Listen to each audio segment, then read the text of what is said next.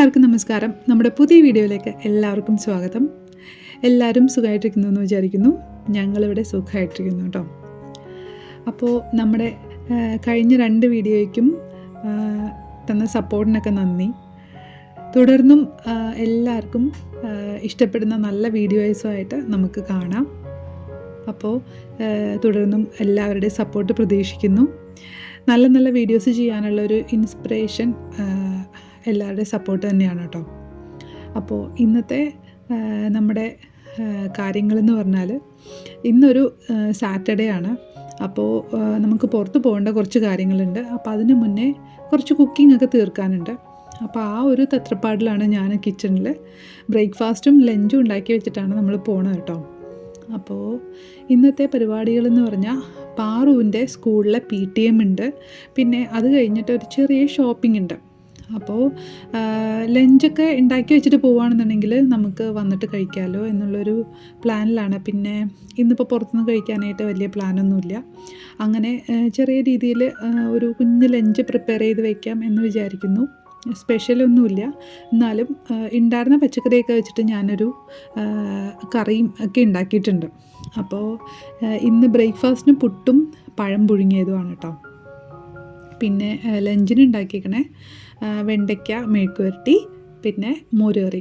ഇന്നിപ്പോൾ മോരുകറിക്ക് ഞാൻ കുമ്പളങ്ങയും മത്തങ്ങയും എടുത്തിട്ടുണ്ട്. ഈ മത്തങ്ങ മോരുകറിയിൽ ഇടുമ്പോൾ ഒരു പ്രത്യേക ടേസ്റ്റാണ് കേട്ടോ.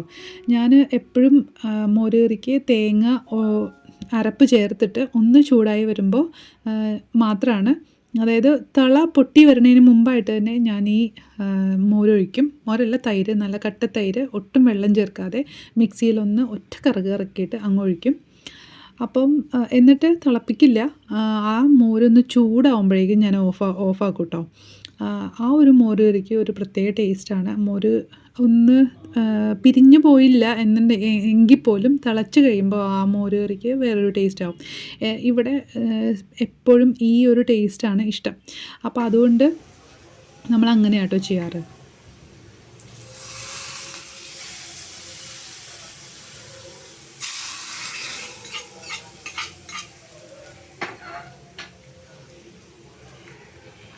പിന്നെ വെണ്ടയ്ക്ക മെഴുക്കുവരട്ടി വളരെ സിമ്പിളായിട്ടുള്ള മെഴുക്കുവരട്ടിയാണ്.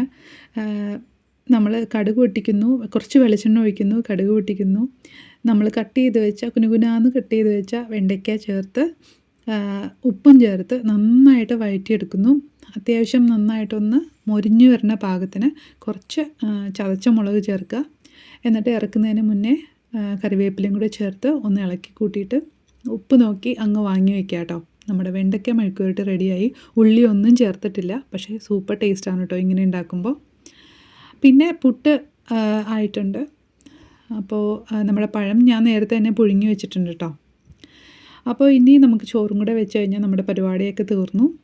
അങ്ങനെ ചോറ് ഏറ്റവും അവസാനം വെക്കുന്നതിൻ്റെ കാര്യം എന്താണെന്ന് വെച്ചാൽ, അപ്പം നമ്മൾ രാത്രിയും ചോറ് തന്നെയാണ് കഴിക്കുന്നതെന്നുണ്ടെങ്കിൽ ചോറ് അത്ര നേരം ഇരിക്കേണ്ടതല്ലേ. അപ്പം പെട്ടെന്ന് കേടാവാൻ ചാൻസ് ഉള്ളൊരു സംഭവം ആയതുകൊണ്ട് ഞാൻ ഏറ്റവും അവസാനം വെച്ചു എന്നേ ഉള്ളൂ. ഞാൻ എപ്പോഴും അങ്ങനെയാണ് വയ്ക്കുക. അപ്പോൾ ചോറും കൂടി ആയാൽ നമ്മുടെ പരിപാടികളെല്ലാം കഴിഞ്ഞു കേട്ടോ.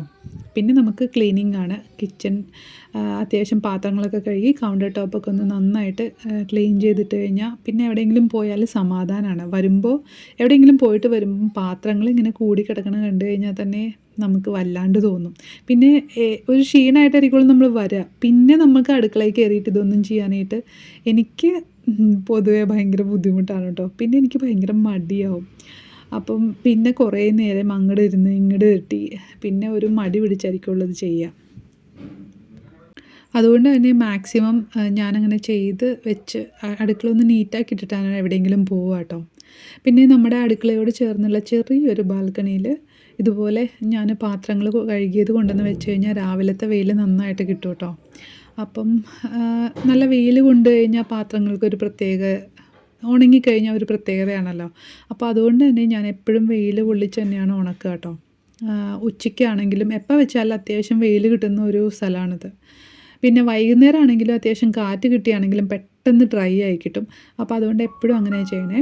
എൻ്റെ തുളസിയും പനിക്കൂർക്ക പിന്നെ വേറൊരു ചെടിയൊക്കെ ഞാൻ ഇവിടെ ആട്ടോ വെച്ചിരിക്കണേ. ഒരുപാട് സ്ഥലമില്ല ഇവിടെ, അതുകൊണ്ട് തന്നെ വളരെ കുറച്ച് മാത്രമാണ് ഞാൻ വെച്ചിരിക്കണേ. അങ്ങനെ പാത്രങ്ങളും ഒക്കെ പുറത്ത് വെച്ചിട്ടാണ് ഞാൻ പോകുന്നത്. മഴ വരില്ല എന്നുള്ളൊരു പ്രതീക്ഷയിലാണ്. പിന്നെ കുറച്ച് തുണികളും കൂടെ വിരിച്ചിട്ട് വേണം നമുക്ക് പോകാനായിട്ട്. ഇന്നലെ ഇത്തിരി മഴയൊക്കെ ഉണ്ടായിരുന്നതുകൊണ്ട് നമ്മുടെ തുണികളൊക്കെ അങ്ങനെ ശരിക്കും ഉണങ്ങിയിട്ടില്ല. ചെറിയൊരു പച്ചപ്പുണ്ട്. അപ്പോൾ അതൊന്നുകൂടെ ഒന്ന് വെയിൽ കൊണ്ടാൽ മാത്രമേ നമുക്ക് മടക്കി അലമാരിലേക്ക് വെക്കാൻ പറ്റുള്ളൂ. അപ്പോൾ നമ്മുടെ ബ്രേക്ക്ഫാസ്റ്റ് റെഡിയായി. ഇതിനിടയ്ക്ക് തന്നെ നമ്മുടെ വീട്ടിൽ ഹെൽപ്പ് ചെയ്യാൻ വരുന്ന അക്ക വന്നിട്ട് നമ്മുടെ വീട് അടിച്ച് തുടച്ചിട്ടിട്ട് പോയിട്ടുണ്ട് കേട്ടോ. അപ്പോൾ അതുകൊണ്ട് ആ ഒരു ഭാഗം എനിക്ക് നോക്കേണ്ടി വന്നിട്ടേ ഇല്ല. നമ്മൾ വന്ന സമയം തൊട്ടിട്ട് നമ്മളെ ഹെൽപ്പ് ചെയ്യാൻ വരുന്ന ആളാണ്. അപ്പോൾ അതുകൊണ്ട് തന്നെ പാറു വലുതായി കഴിഞ്ഞിട്ടും അത് കണ്ടിന്യൂ ചെയ്ത് പോവാണ് കേട്ടോ. അങ്ങനെ ഞങ്ങളിതാ പാറുവിൻ്റെ സ്കൂളിലെത്തിയിട്ടുണ്ട്. ഇന്ന് പാറുവിൻ്റെ PTM ആണെന്ന് ഞാൻ പറഞ്ഞില്ലേ. അപ്പോൾ വന്നു കഴിഞ്ഞപ്പം ഇവിടെ കുറേ ആക്ടിവിറ്റീസ് ഫ്രണ്ടിൽ വെച്ചിട്ടുണ്ട് കേട്ടോ. ലാസ്റ്റ് ടൈം ഇതുപോലൊന്നും ഉണ്ടായിരുന്നില്ല. ഡയറക്റ്റ് വന്ന് ഒരു 10-15 മിനിറ്റിൽ കാര്യം കഴിഞ്ഞ് പോയി. നമ്മൾ ഏകദേശം ആ ഒരു പ്ലാനിലാണ് വന്നത്. ഇവിടെ വന്നപ്പോൾ നിറയെ ആക്ടിവിറ്റീസൊക്കെ വെച്ചിട്ടുണ്ട് പിള്ളേർക്ക്. അപ്പോൾ അതൊക്കെ കണ്ട് ആക്ടിവിറ്റീസൊക്കെ ചെയ്ത് കുറച്ച് നേരം അവിടെ സ്പെൻഡ് ചെയ്തിട്ടാണ് നമ്മൾ അകത്തേക്ക് കയറാം കേട്ടോ. പാറു കണ്ടപടി എല്ലായിടത്തും ഓടി നടന്ന് അതും ഇതുമൊക്കെ ചെയ്യുന്നുണ്ടായിരുന്നു. നമ്മളും കൂടെ നിൽക്കുന്നുണ്ടായിരുന്നു. അവൾക്ക് നല്ല ഇൻട്രസ്റ്റ് ആയിരുന്നു ചെയ്യാനായിട്ട്. പിള്ളേർക്ക് ഇതൊക്കെ കുറച്ചുകൂടെ ഫെമിലിയർ ആണ്. അവർക്ക് പഠിപ്പിക്കുമ്പോൾ ഇതെല്ലാം പല സമയത്തും അവരെ കൊണ്ട് ചെയ്യിച്ചിട്ടുണ്ടാവും. അപ്പോൾ ഇതൊക്കെ കണ്ടു കഴിഞ്ഞപ്പം അവൾ ഓടുമായിരുന്നു ഓരോ സാധനങ്ങൾ എടുക്കാൻ വേണ്ടിയിട്ട്. അത് കഴിഞ്ഞ് പിന്നെ കുട്ടികൾ അവരുടെ ക്ലാസ്സിൽ ഇപ്പം ഓരോ ആക്ടിവിറ്റിക്കും അവരുടെ പെർഫോമൻസ്, ഇപ്പോൾ അവർ ചോദിക്കുന്ന കാര്യങ്ങൾക്ക് എങ്ങനെയാണ് ആൻസർ ചെയ്യുക അതെല്ലാം നോട്ട് ചെയ്തൊക്കെ വെച്ചിട്ടുണ്ട് കേട്ടോ. അതെല്ലാം അവിടെ ഡിസ്പ്ലേ ചെയ്തിട്ടുണ്ട്. അപ്പോൾ അതൊക്കെ പിള്ളേരെന്തൊക്കെയാണ് ചോദിച്ചതെന്നൊക്കെ പറഞ്ഞിട്ട് അവരുടെ പേര് അതിൽ എഴുതിയിട്ടുണ്ട്. അത് കാണുമ്പോൾ നമുക്കൊരു സന്തോഷമാണ് കേട്ടോ. അതാ പാർവണ എന്ന് എഴുതിയിട്ടുണ്ട്.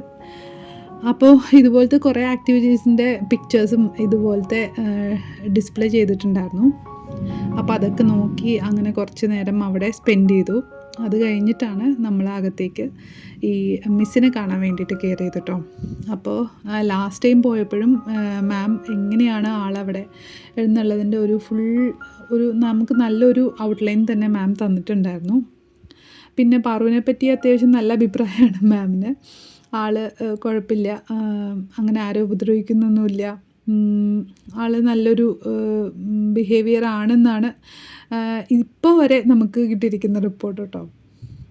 അപ്പോൾ ഒരു കാര്യം ശ്രദ്ധിക്കാൻ പറഞ്ഞിട്ടുണ്ട്. ആൾ രാവിലെ വന്നു കഴിഞ്ഞാൽ കുറച്ച് നേരം അത്രയ്ക്ക് ഇങ്ങോട്ട് ആക്റ്റീവ് അല്ല. അപ്പോൾ എനിക്ക് തോന്നുന്നു അത് ആൾ വൈകിയാണ് എഴുന്നേൽക്കുക. 9 മണിക്ക് പോകുന്നതിന് 7:30 കഴിഞ്ഞിട്ട് 8 മണിക്കാണ് മിക്കവാറും എഴുന്നേൽക്കുക. അവൾ 7:00 വിളിച്ചു തുടങ്ങിയാൽ 8 മണിയാകുമ്പോൾ എഴുന്നേൽക്കും. പിന്നെ ഹറിബറി ആയിട്ടല്ലേ പോവുക. അപ്പോൾ 1 അവറിനുള്ളിൽ അവൾക്ക് പോകണം. അപ്പോൾ ആ ഒരു ഇതുകൊണ്ടായിരിക്കണം. അപ്പം കുറച്ച് നേരത്തെ കിടന്നിട്ട് ആളെ കുറച്ചുകൂടെ നേരത്തെ എഴുന്നേൽപ്പിച്ച് വിടണം എന്നൊരു പ്ലാനിലാണ് ഞാനിപ്പം വിചാരിക്കുന്നത്. എന്താ വെച്ചാൽ നമ്മളും കുറച്ച് ലേറ്റായിട്ടാണ് ഉറങ്ങുന്നത്. അവളും നമ്മൾ ഉറങ്ങാൻ വേണ്ടി കാത്തിരിക്കും. ആ ഒരു സമയത്താണ് ആളും കിടക്കുക കേട്ടോ. അപ്പോൾ അതിൻ്റെ ഒരു പ്രശ്നമുണ്ടെന്ന് തോന്നി. മിക്കവാറും മക്കൾ അങ്ങനെയാണല്ലോ, അച്ഛനും അമ്മയും കൂടെ വന്നാലാണ് കിടന്നുറങ്ങുക. പാറു അങ്ങനെയാണ് കേട്ടോ. അപ്പം അതൊന്ന് ചേഞ്ച് ചെയ്യണമെന്ന് എനിക്ക് തോന്നിയായിരുന്നു. ആ മാമിനോട് സംസാരിച്ച് കഴിഞ്ഞിട്ട് പാറു നേരെ ഈ പ്ലേ ഏരിയയിലേക്ക് ഓടിട്ടോ. ഓടി കഴിഞ്ഞിട്ട് പിന്നെ ആളെ പിടിച്ചാൽ കിട്ടണില്ല. ഓരോന്നിലും കയറി നടക്കുമായിരുന്നു. ഞാൻ എല്ലാ വീഡിയോ ഒന്നും എടുത്തിട്ടില്ല. ഇത് ഈ കാണുന്ന എല്ലാത്തിലും അവൾ കയറി കളിച്ചായിരുന്നു. അപ്പോൾ ഇതൊക്കെ കഴിഞ്ഞിട്ട് ആളെ വിളിച്ചിട്ടിട്ട് വരണമില്ല. പിന്നെ ഞാനും വിചാരിച്ചു പാർക്കിലൊന്നും അങ്ങനെ കൊണ്ടുപോകാനൊന്നും നമുക്കത്ര സമയമൊന്നും കിട്ടാറില്ല. പിന്നെ ഈ ചൂടത്ത് പാർക്കിൽ പോകാനായിട്ടൊട്ട് താല്പര്യം തോന്നാറില്ലായിരുന്നു. ഇപ്പോഴാണ് ഈ ഒരു സമയത്താണ് നമുക്ക് ഇങ്ങനെയൊക്കെ ഒന്ന് നടക്കാൻ പറ്റുക. എന്തായാലും അവൾ കുറച്ച് നേരം കളിക്കട്ടെ എന്ന് വിചാരിച്ചിട്ട് ഞങ്ങളും അങ്ങനെ വെയിറ്റ് ചെയ്ത് നിന്നു കേട്ടോ. പിന്നെ പിടിച്ചു വലിച്ചാണ് പാറുവിനെ കൊണ്ടുപോയെന്ന് പറയാം. അല്ലാതെ അവൾ വരില്ല എന്നുള്ളത് എനിക്ക് ഉറപ്പാണ്.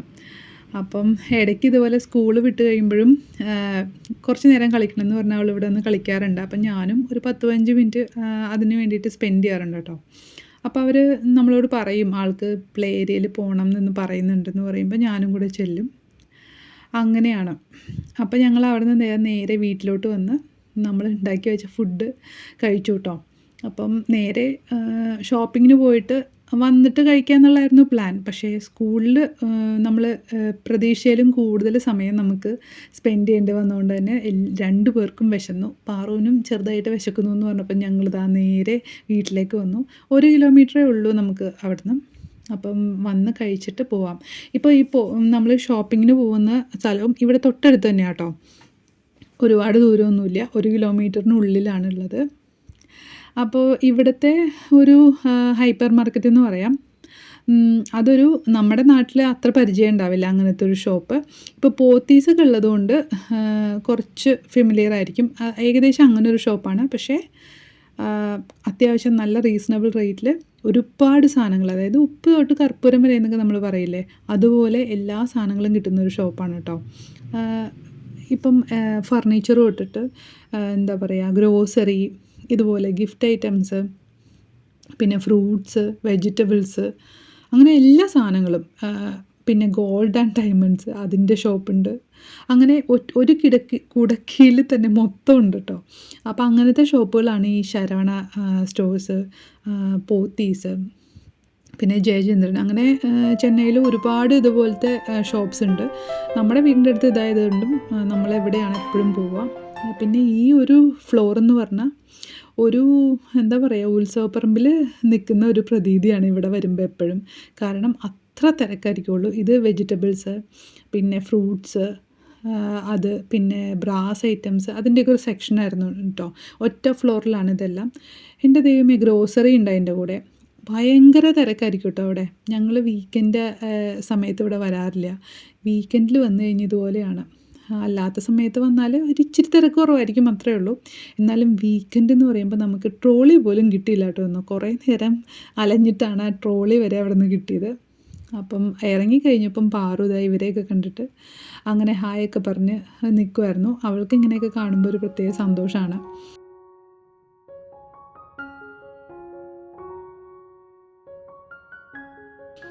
അങ്ങനെ ഞങ്ങൾ നേരെ വീട്ടിലേക്ക് വന്നു. വീട്ടിലേക്ക് വന്ന് പിന്നെ ശരിക്കും നല്ല ക്ഷീണമായിരുന്നു കേട്ടോ. ഈ ഷോപ്പിങ്ങിന് പോയാൽ അറിയാമല്ലോ, ചുമ്മാ ഒരു ക്ഷീണം വരും. അപ്പോൾ ഞാൻ ഇന്ന് അവിടെ നിന്ന് വാങ്ങിച്ച സാധനങ്ങൾ ഒരുപാടൊന്നും വാങ്ങിച്ചില്ല. ആ ഷീറ്റ് വാങ്ങിച്ചു, പിന്നെ കുറച്ച് വെജിറ്റബിൾസ് വാങ്ങിച്ചു. തിരക്ക് കാരണം അധികമൊന്നും വാങ്ങിക്കാൻ പറ്റിയില്ല. പിന്നെ നമുക്ക് അരി വാങ്ങിക്കണമായിരുന്നു. അവിടെ നിന്നാണ് എപ്പോഴും അരി വാങ്ങിക്കുക. ഈ പവിഴം ബ്രാൻഡിൻ്റെ അരിയാണ് കേട്ടോ അവിടെ ഉള്ളത്. ഉണ്ടയുണ്ട്, പിന്നെ ഇതുപോലെ വടി അരിയുണ്ട്. അപ്പം ഞങ്ങളെപ്പോഴും വടി അരിയാണ് വാങ്ങിക്കാറ്. അപ്പം എപ്പോഴും 5 കിലോ ആണ് വാങ്ങിക്കാറ്. ഇത്തവണ 10 കിലോൻ്റെ മാത്രമേ ഉണ്ടായിരുന്നുള്ളൂ. അതുകൊണ്ട് പിന്നെ 10 കിലോ വാങ്ങിച്ചു. അപ്പം ഇട്ട് വയ്ക്കാനായിട്ട് എനിക്ക് പാത്രം കുറച്ചുകൂടി ചെറുതാണ്, ഒരു 5 kg കൊള്ളണേ ഉണ്ടായിരുന്നുള്ളൂ. അപ്പം ഞാൻ കുറേ നാളായിട്ട് സ്റ്റീലിൻ്റെ ഒരു പാത്രം വാങ്ങിക്കണമെന്ന് വിചാരിച്ചിരിക്കുകയായിരുന്നു. അങ്ങനെ അതും വാങ്ങിച്ചു. 530 രൂപയാണ് കേട്ടോ ആയത്. അപ്പോൾ രാത്രി നമുക്ക് കഴിക്കാനായിട്ട് എന്തെങ്കിലും സ്പെഷ്യൽ വാങ്ങിച്ചാലോ എന്ന് പറഞ്ഞിട്ട് ഷൈചേട്ടൻ പോയിട്ട് ഫ്രൈഡ് റൈസും ചിക്കനും വാങ്ങിച്ചു. ഇത് ഡ്രാഗൺ ചിക്കനും പിന്നെ സെഷ്വാൻ ഫ്രൈഡ് റൈസും ആണ് കേട്ടോ വാങ്ങിച്ചത്. നമ്മുടെ അടുത്തൊരു ഷോപ്പിൽ നിന്നാണ് വാങ്ങിച്ചത്. പുതിയൊരു ഷോപ്പ് വന്നിട്ടുണ്ട്, അപ്പോൾ അതൊന്ന് ട്രൈ ചെയ്ത് നോക്കാമെന്നും കൂടെ പറഞ്ഞിട്ടാണ് കേട്ടോ വാങ്ങിച്ചത്. എന്തായാലും നല്ലതായിരുന്നു. നമുക്ക് ഇഷ്ടപ്പെട്ടു കേട്ടോ. പാറുവിനാണ് ചിക്കൻ ഭയങ്കര ഇഷ്ടപ്പെട്ടത്. വലിയ എരിവൊന്നും ഉണ്ടായിരുന്നില്ല. അവൾക്ക് പറ്റിയൊരു ടേസ്റ്റായിരുന്നു. അപ്പം ആൾക്ക് ചിക്കൻ ഇഷ്ടപ്പെട്ടു. കാര്യമായിട്ട് ഈ മീറ്റൊന്നും അങ്ങനെ കഴിക്കാറില്ല, ഇറച്ചിയൊന്നും വലിയ താല്പര്യമില്ല പാറുവിന്. അപ്പോൾ ഇതെന്തോ ഇഷ്ടപ്പെട്ടു. ഇതുവരെ നമ്മുടെ വീഡിയോസ് കണ്ട എല്ലാവർക്കും താങ്ക് യു സോ മച്ച്. അപ്പോൾ സപ്പോർട്ട് ചെയ്യുക. വീഡിയോ ഇഷ്ടപ്പെട്ടെങ്കിൽ ലൈക്ക് ചെയ്യാനും സബ്സ്ക്രൈബ് ചെയ്യാനും പിന്നെ കമൻറ്റ് ചെയ്യാനും മറക്കരുത്. എന്തെങ്കിലും സജഷൻസ് ഒക്കെ ഉണ്ടെങ്കിൽ ധൈര്യമായിട്ട് കമൻറ്റ് ചെയ്യാം കേട്ടോ. അപ്പോൾ എല്ലാവർക്കും ഒരിക്കൽ കൂടി താങ്ക് യു. ബൈ.